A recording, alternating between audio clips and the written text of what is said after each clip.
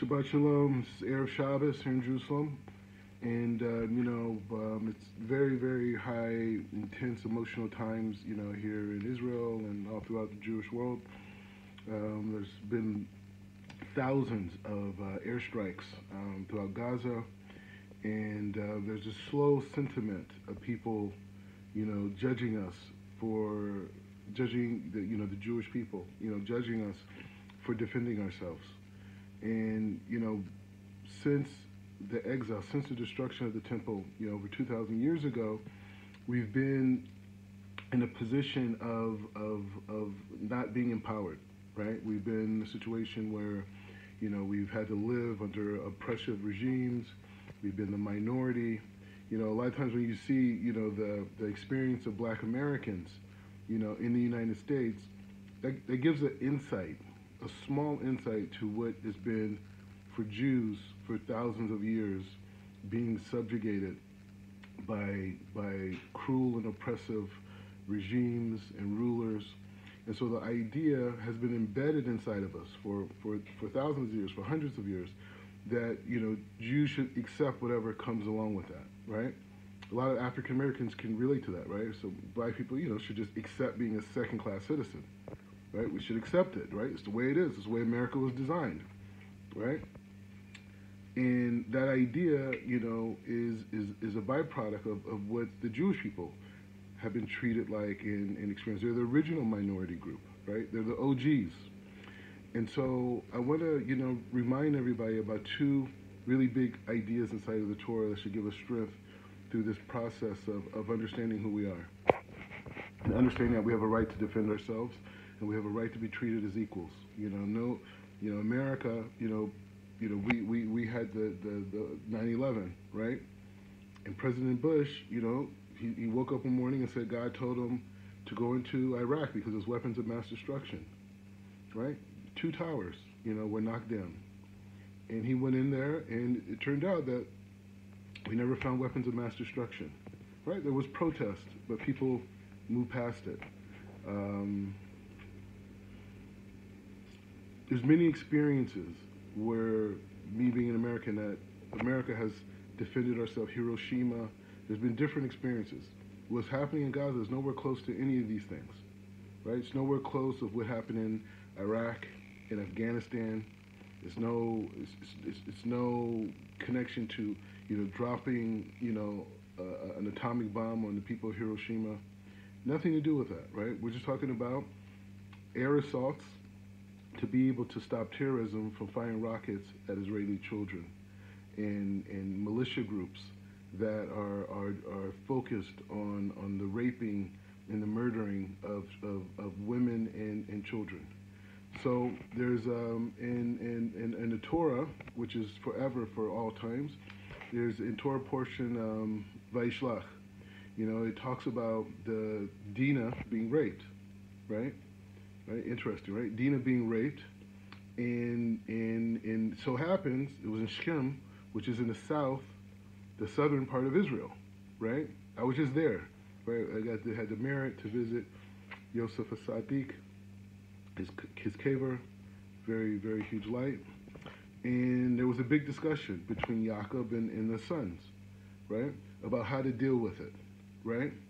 Yaakov felt if they went to war, as the brothers wanted to do, that they would receive this huge rebuke and danger from the other nations, right?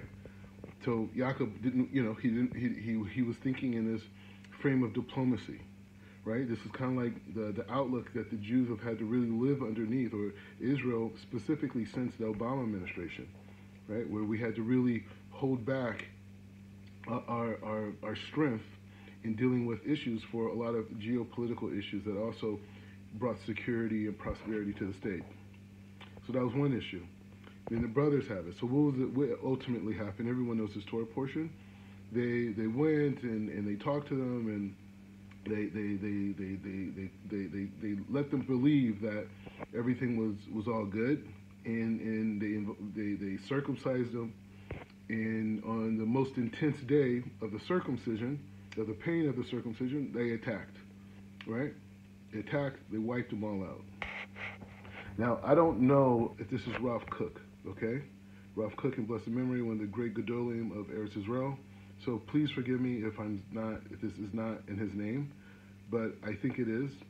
But he brought down a commentary on this, and he showed that, there's going to be a lot of times when us in Israel, we're going to be faced with different challenges, of protecting ourselves and defending ourselves. And there's going to be a side that holds by Yaakov, and then there's another side that's going to be holding by, Shimon and Levi, the brothers, right? And what should we do? So what happens in the story in Vayishlach?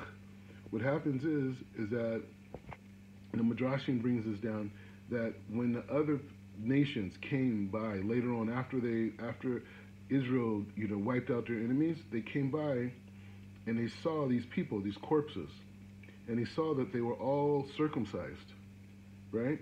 They were all circumcised. And because they were all circumcised, they assumed that they were Jews. They were Israel. And they just kept going, right? So that fear of, if we do this, if we defend ourselves, if we act in a frame of strict justice, right? Which Yaakov represents Tiferet, right? If we act in a frame of strict justice, that, we're going to receive some retribution from the other nations, right? That we could be in harm. But Hashem designed it in such a way that the other nations were completely blinded to the reality and continued on.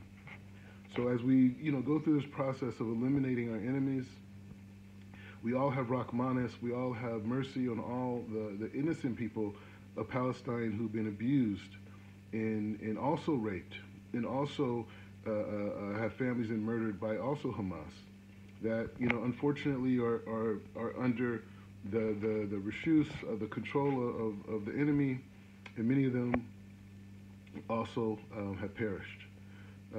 So, Hashem should have mercy on their souls and elevate them to the highest levels. But we have a responsibility to defend ourselves and remove our enemies, because this is bigger than just a battle. This is the part of the redemption of the new world. It's part of a new idea of peace and tranquility in the Middle East. And when we refer back to the holy book of Yehoshua, God commanded us to remove our enemies as we settled and built a new world in the land of Eretz Israel. So Shabbat Shalom to everybody. We should have confidence and not apologize for defending ourselves to live as free, safe, healthy, spiritual Jewish people.